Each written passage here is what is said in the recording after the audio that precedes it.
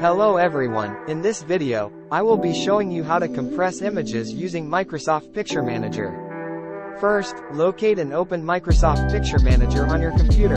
If you don't have it installed, you can download it for free from the Microsoft website. I have included the link in the description below.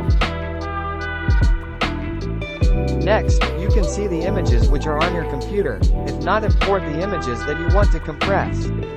You can do this by clicking on the Add Picture shortcut button or by navigating to the folder where your images are stored and selecting them.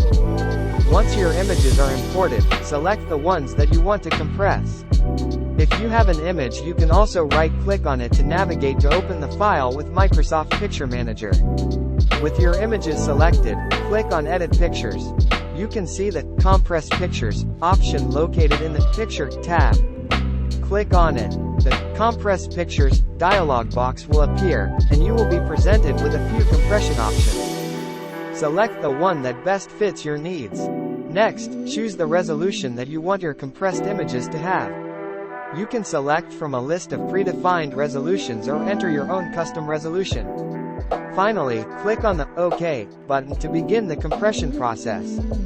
Microsoft Picture Manager will compress your images and you can save them to the same folder as the original images or others. You can compare the size of the images you have by opening properties of both the pictures.